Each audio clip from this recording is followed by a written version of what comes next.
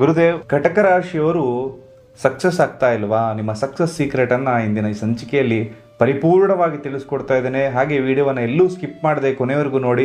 ಮೊದಲನೇ ಸಾರಿ ನಮ್ಮ ಚಾನಲ್ಗೆ ಬಂದಿದ್ರೆ ಸಬ್ಸ್ಕ್ರೈಬ್ ಮಾಡೋದನ್ನು ಮರಿಬೇಡಿ. ಸಬ್ಸ್ಕ್ರೈಬ್ ಮಾಡದೆ ವಿಡಿಯೋವನ್ನು ನೋಡ್ತಾ ಇದ್ರೆ ದಯವಿಟ್ಟು ಸಬ್ಸ್ಕ್ರೈಬ್ ಮಾಡ್ಕೊಳ್ಳಿ. ತಮಗೆಲ್ಲರಿಗೂ ಕೂಡ ಉಪಯುಕ್ತ ಮಾಹಿತಿ ಮನೆಯಲ್ಲೇ ಮಾಡುವಂತಹ ತಂತ್ರ ಪ್ರಯೋಗವನ್ನು ಇನ್ನೂ ಹೆಚ್ಚಾಗಿ ತಿಳಿಸ್ಕೊಡ್ತಕ್ಕಂತಹ ಪ್ರಯತ್ನವನ್ನು ಕೂಡ ನಾನು ಪ್ರತಿನಿತ್ಯ ಮಾಡ್ತಾ ಇದ್ದೇನೆ. ಕೆಲವೊಬ್ಬರ ಜಾತಕದಲ್ಲಿ ರಾಜಯೋಗ ಇದ್ದರೂ ಕೂಡ ಸಾಮಾನ್ಯ ವ್ಯಕ್ತಿಯ ಥರ ಅವರು ಜೀವನವನ್ನು ನಡೆಸ್ತಾ ಇರ್ತಾರೆ.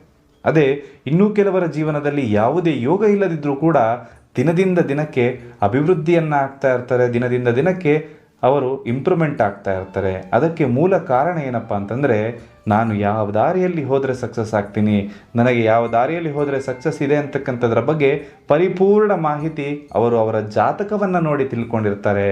ಕಟಕ ರಾಶಿಯವರು ಅವರ ಮನೆಯ ಮೇಲೆ ಅತಿ ಹೆಚ್ಚಾದಂತಹ ಪ್ರೀತಿಯನ್ನು ಇಟ್ಟಿರ್ತಾರೆ. ಅವರ ಕುಟುಂಬದ ಮೇಲೆ ಬಹಳ ಹೆಚ್ಚಾದಂತಹ ಪ್ರೀತಿಯನ್ನು ಇಟ್ಟಿರ್ತಾರೆ. ಈ ಕಟಕ ರಾಶಿಯವರು ಯಾರನ್ನ ಬಹಳ ಮನಸ್ಸಿಗೆ ಹಚ್ಕೊಳ್ತಾರಲ್ಲ, ಅಂಥ ವ್ಯಕ್ತಿಯಿಂದನೇ ಅವರು ಬಹಳ ನೋವನ್ನು ಅನುಭವಿಸ್ತಾ ಇರ್ತಾರೆ. ಇನ್ನು ಬೇರೆಯವರನ್ನು ಹೊಗಳುವಂತಹ ಗುಣ ಅತಿ ಹೆಚ್ಚಾಗಿ ಕಟಕ ರಾಶಿಯಲ್ಲಿರುತ್ತೆ. ಹಾಗೆ ಇನ್ನೊಬ್ಬರ ಕಷ್ಟವನ್ನು ಕೇಳೋಣ, ಅವರ ಕಷ್ಟಕ್ಕಾಗೋಣ ಅನ್ನೋಕ್ಕಂಥ ಮನಸ್ಸು ಕೂಡ ಖಂಡಿತವಾಗ್ಲೂ ಕಟಕ ರಾಶಿಯವರಿಗಿರುತ್ತೆ. ಎಲ್ಲೋ ಒಂದು ಕಡೆ ಇನ್ನೊಬ್ಬರ ಕಷ್ಟಕ್ಕಾಗಿ ನೀವೇ ಆ ಕಷ್ಟಕ್ಕೆ ಸಿಗಾಕೊಂಡಿರ್ತಾರೆ. ಯಾರಿಗೂ ದುಡ್ಡು ಕೊಡಿಸಿರ್ತೀರಿ, ಆದರೆ ಅವ್ರು ನಿಮ್ಮನ್ನೇ ಮರೆತು ಮುಂದೋಗಿರ್ತಾರೆ. ಫೋನ್ ಮಾಡಿದ್ರೆ ಫೋನ್ ತೆಗಿತಾ ಇರೋದಿಲ್ಲ. ಈ ಸಿಕ್ಸ್ತ್ ಸೆನ್ಸ್ ಅಂತಕ್ಕಂಥದ್ದು ಕೂಡ ಕಟಕ ರಾಶಿಯವರಿಗೆ ಬಹಳ ಚೆನ್ನಾಗಿ ವರ್ಕ್ ಆಗ್ತಾ ಇರುತ್ತೆ. ಬಹಳ ಭಾವನಾತ್ಮಕ ಜೀವಿ. ಇನ್ನೊಬ್ಬರ ಕಷ್ಟಕ್ಕೆ ಆಗೋಣ ಅಂತಕ್ಕಂಥ ಮನಸ್ಸಿರುತ್ತೆ. ಬಹಳ ಕ್ರಿಯೇಟಿವ್ ಆಗಿ ಎಲ್ಲವನ್ನ ಯೋಚನೆ ಮಾಡ್ತಾ ಇರ್ತೀರಿ, ಇನ್ನೊಬ್ರಿಗೆ ಸಹಾಯ ಮಾಡ್ತಾ ಇರ್ತೀರಿ. ಆದರೂ ಕೂಡ ನಿಮಗೆ ಅಭಿವೃದ್ಧಿ ಅಂತಕ್ಕಂಥದ್ದು ಆಗ್ತಾ ಇರಲ್ಲ. ಈ ಕಟಕ ರಾಶಿಯವರು ಅಭಿವೃದ್ಧಿ ಆಗಬೇಕಾದ್ರೆ ಏನು ಮಾಡಬೇಕು, ಜೀವನದಲ್ಲಿ ಇಂಪ್ರೂವ್ಮೆಂಟ್ ಆಗಬೇಕಾದ್ರೆ ಏನು ಮಾಡಬೇಕು ಅಂತ ಹೇಳಿ ಇಂದಿನ ಈ ಸಂಚಿಕೆಯಲ್ಲಿ ಪರಿಪೂರ್ಣವಾಗಿ ತಿಳಿಸ್ಕೊಡ್ತಾ ಇದ್ದೇನೆ. ಕಟಕ ರಾಶಿಯಲ್ಲಿ ಹುಟ್ಟಿದ್ದೇ ತಪ್ಪು ಅಂತಕ್ಕಂಥದ್ರ ಬಗ್ಗೆ ಈ ಭಾವನೆಯನ್ನು ಬಿಟ್ಟುಬಿಡಿ, ಆಯಿತಾ? ಈ ಕಟಕ ರಾಶಿಯವರ ಜೀವನ ಅಭಿವೃದ್ಧಿ ಆಗಲಿಕ್ಕೆ ಕೆಲವೊಂದು ಸಕ್ಸಸ್ ಸೀಕ್ರೆಟ್ಗಳಿದೆ. ಈ ಪರಿಹಾರವನ್ನು ಯಾರೆಲ್ಲ ಮಾಡಬಹುದು ಅಂತ ನೋಡೋದಾದರೆ, ನಿಮ್ಮ ಜೀವನದಲ್ಲಿ ಸಾಲಬಾಧೆಯಿಂದ ನೀವೇನಾದರೂ ನರಳುತ್ತಾ ಇದ್ದರೆ, ಆರೋಗ್ಯ ಸಮಸ್ಯೆಯಿಂದ ನೀವೇನಾದರೂ ಬಳಲ್ತಾ ಇದ್ದರೆ, ದೀರ್ಘಕಾಲದ ಆರೋಗ್ಯ ಸಮಸ್ಯೆ ಏನಾದರೂ ಇತ್ತು ಅಂದರೆ, ವಿದೇಶ ಹೋಗಬೇಕು, ಫಾರಿನ್ಗೆ ಹೋಗಬೇಕು ಅಂತ ನೀವೇನಾದರೂ ಟ್ರೈ ಮಾಡ್ತಾ ಇದ್ದರೆ, ವ್ಯಾಪಾರದಲ್ಲಿ ಅಭಿವೃದ್ಧಿ ಆಗ್ತಾ ಇಲ್ಲ ಅಂತ ಇದ್ದರೆ, ಖಂಡಿತವಾಗ್ಲೂ ಈ ಪರಿಹಾರವನ್ನು ನೀವು ನಿಮ್ಮ ಮನೆಯಲ್ಲೇ ಮಾಡಬಹುದು. ಈ ಸುಲಭ ಪರಿಹಾರ ಮಾಡಲಿಕ್ಕೆ 50 ರೂಪಾಯಿ ಕೂಡ ಖರ್ಚಾಗೋದಿಲ್ಲ. ಖಂಡಿತವಾಗ್ಲೂ ಕೂಡ ಈ ಸಕ್ಸಸ್ ಟೆಕ್ನಿಕ್ಕನ್ನು ನಿಮಗೆ ತಿಳಿಸ್ಕೊಡ್ತಾ ಇದ್ದೇನೆ.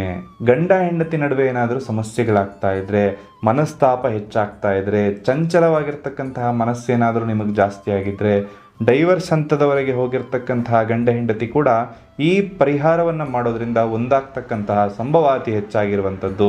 100% ರಿಸಲ್ಟ್ ಈ ಟ್ರಿಕ್ ನಿಮಗೆ ಕೊಡುತ್ತೆ. ಇವತ್ತೇ ಈ ಪ್ರಯೋಗವನ್ನು ಮಾಡಿ ನೋಡಿ, ಖಂಡಿತವಾಗ್ಲೂ ಕೂಡ ನೀವು ಅಭಿವೃದ್ಧಿ ಆಗ್ತೀರಿ. ಇನ್ನು ಈ ಕಟಕ ರಾಶಿಯವರು ಯಾವ ರತ್ನವನ್ನು ಧರಿಸಿದ್ರೆ ಅವರಿಗೆ ಉಪಯೋಗ ಆಗುತ್ತೆ ಅಂತ ನೋಡೋದಾದರೆ, ಈ ಕಟಕ ರಾಶಿಯವರು ಧರಿಸಬೇಕಾದ ರತ್ನ ಯಾವುದಪ್ಪ ಅಂತಂದರೆ ಅದು ಮುತ್ತು, ಪರ್ಲ್ ಅಂತ ಏನು ಹೇಳ್ತೇವೆ, ಇದನ್ನು ನೀವು ಧಾರಣೆ ಮಾಡಬೇಕು. ಇದರಿಂದಾಗಿ ನಿಮಗೆ ಇರತಕ್ಕಂತಹ ಚಂಚಲ ಮನಸ್ಸು ಹಾಗೂ ಅರ್ಧದಷ್ಟು ನಿಮ್ಮ ಸಮಸ್ಯೆಗಳು ಈ ಒಂದು ರತ್ನವನ್ನು ಧರಿಸೋದ್ರಿಂದನೇ ಸರಿಯಾಗಿಬಿಡುತ್ತೆ. ಹಾಗೆ ಇದನ್ನು ಧರಿಸೋದಕ್ಕಿಂತ ಮುಂಚೆ ನೀವೇನೇನು ನೋಡಬೇಕಪ್ಪ ಅಂತಂದರೆ, ನಿಮ್ಮ ಜಾತಕದಲ್ಲಿ ಚಂದ್ರ ಕಟಕ ರಾಶಿಯಲ್ಲೇ ಇರ್ತಾನೆ. ಯಾಕಂದರೆ ಚಂದ್ರ ಯಾವ ಮನೆಯಲ್ಲಿ ಇರ್ತಾನೋ ಅದು ಅವರ ರಾಶಿಯಾಗಿರುತ್ತೆ. ಹಾಗಾಗಿ ಚಂದ್ರ ಯಾವ ಸ್ಥಾನದಲ್ಲಿದ್ದಾನೆ, ಲಗ್ನದಿಂದ ಯಾವ ಮನೆಯಲ್ಲಿದ್ದಾನೆ ಅಂತಕ್ಕಂಥದ್ದನ್ನು ನೋಡಿ, ಚಂದ್ರನ ಜೊತೆ ಶುಭ ಗ್ರಹಗಳು ಯಾವುದಿದೆ ಅಂತ ನೋಡಿ ಈ ರತ್ನವನ್ನು ಧಾರಣೆ ಮಾಡ್ಕೊಳ್ಳಿ. ಇದರಿಂದಾಗಿ ನಿಮ್ಮ ಸಮಸ್ಯೆಗಳು ಅರ್ಧದಷ್ಟು ಪರಿಹಾರ ಅಲ್ಲೇ ಆಗ್ಬಿಡುತ್ತೆ. ಚಂದ್ರ ಏನಾದರೂ ಕೆಟ್ಟ ಸ್ಥಾನದಲ್ಲಿದ್ದ ಅಂತಂದರೆ ಖಂಡಿತವಾಗ್ಲೂ ಕೂಡ ನಿಮಗೂ ಕೂಡ ಅದು ಕೆಡಕಾಗತ್ತೆ. ಈ ಒಂದು ತಂತ್ರವನ್ನು ಕೂಡ ತಿಳಿಸ್ಕೊಡ್ತಾ ಇದ್ದೇನೆ. ಒಂದು ಬಿಳಿ ಬಣ್ಣದ ವಸ್ತ್ರವನ್ನು ತಗೊಂಡು ಆ ಒಂದು ವಸ್ತ್ರದಲ್ಲಿ ಒಂದು ಮುಷ್ಟಿಯಷ್ಟು ಅಕ್ಕಿ, ಒಂದು ಸ್ವಲ್ಪ ಕಲ್ಲು ಸಕ್ಕರೆ, ಹಾಗೆ ಒಂದು ಅರಶಿನದ ಕೊಂಬನ್ನು ಕೂಡ ಅದರ ಜೊತೆ ಸೇರಿಸಿ ಒಂದು ಚಿಕ್ಕದಾದಂತಹ ಗಂಟನ್ನು ಕಟ್ಟಬೇಕಾಗತ್ತೆ. ಈ ಗಂಟನ್ನು ಕಟ್ಬಿಟ್ಟು ಹುಣ್ಣಿಮೆ ದಿನ ಚಂದ್ರನ ಬೆಳಕಲ್ಲಿ ಇದನ್ನು ಪೂರ್ಣವಾಗಿ ಈ ರೀತಿ ಕೈಯಲ್ಲಿ ಹಿಡಿದು ಈ ಮಂತ್ರವನ್ನು 108 ಬಾರಿ ಹೇಳಿ. ಓಂ ಸೌಂ ಸೋಮಾಯ ನಮಃ.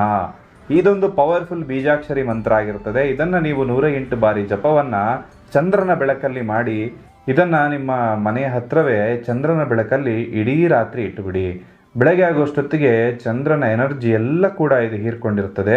ಹಾಗೆ ಇದನ್ನು ಪ್ರತಿನಿತ್ಯ ನೀವು ಓಡಾಡುವಂತಹ ಜಾಗ ಅಥವಾ ನಿಮಗೆ ಯಾವ ಕಷ್ಟ ಆಗ್ತಾ ಇದೆ ಆ ಕಷ್ಟ ಪರಿಹಾರ ಆಗಬೇಕು ಅನ್ನೋ ಕಾರಣಕ್ಕೋಸ್ಕರ, ಈಗ ಗಂಡ ಹೆಂಡತಿ ನಡುವೆ ಸಮಸ್ಯೆ ಆಗ್ತಾ ಇದ್ದರೆ ನೀವು ಮಲಗುವಂತಹ ಕೋಣೆಯಲ್ಲಿ ಇಟ್ಕೊಳ್ಳಿ.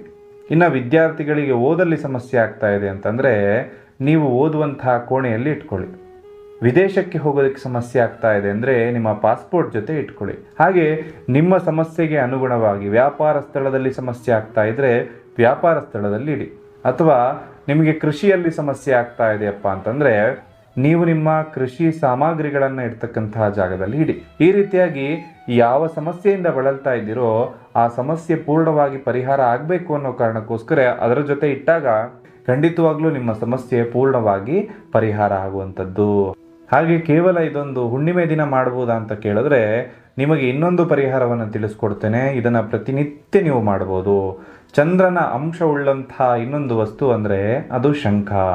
ಈ ಶಂಖವನ್ನು ನೀವು ಕಟಕ ರಾಶಿಯವರು ನಿಮ್ಮ ಮನೆಯಲ್ಲಿ ಇಡೋದೇನೆ ಅತ್ಯಂತ ಶುಭವನ್ನು ನಿಮಗೆ ನೀಡ್ತಕ್ಕಂಥದ್ದು. ಹಾಗೆ ಪ್ರತಿನಿತ್ಯ 3 ಬಾರಿ ಶಂಖನಾದವನ್ನು ನೀವೇ ಬೆಳಗಿಸಿದ್ರೆ ಖಂಡಿತವಾಗ್ಲೂ ಕೂಡ ನಿಮ್ಮ ಮನೆಯಲ್ಲಿ ಇರ್ತಕ್ಕಂತಹ ಎಂತಹ ದುಷ್ಟಶಕ್ತಿ ಇದ್ರೂ ಕೂಡ ಅದು ಹೊರಗಡೆ ಓಡಿ ಹೋಗುತ್ತೆ. ಹಾಗೆ ನಿಮ್ಮ ಜೀವನದಲ್ಲಿ ಇರ್ತಕ್ಕಂತಹ ಎಲ್ಲ ಕಷ್ಟಗಳು ಕೂಡ ನಿವಾರಣೆ ಆಗುತ್ತೆ. ನೀವು ಈ ಯಾವುದೇ ತಂತ್ರವನ್ನು ಮಾಡಿ, ಈ ತಂತ್ರವನ್ನು ಮಾಡುವಾಗ ಬಹಳ ಭಕ್ತಿ ಅಂತಕ್ಕಂಥದ್ದನ್ನು ಸೇರಿಸಿ ಮಾಡಿ. ಖಂಡಿತವಾಗ್ಲೂ ಕೂಡ ನಿಮ್ಮ ಕಷ್ಟಗಳು ಪೂರ್ಣವಾಗಿ ಪರಿಹಾರ ಆಗುತ್ತೆ. ಪ್ರಶ್ನಾಶಾಸ್ತ್ರದ ಮುಖಾಂತರದಲ್ಲಿ ನಿಮ್ಮ ಎಲ್ಲ ಸಮಸ್ಯೆಗಳಿಗೂ ಕೂಡ ಪೂರ್ಣವಾಗಿರ್ತಕ್ಕಂತಹ ಪರಿಹಾರವನ್ನು ಕೂಡ ನಾವು ತಿಳಿಸ್ಕೊಡ್ತೇವೆ.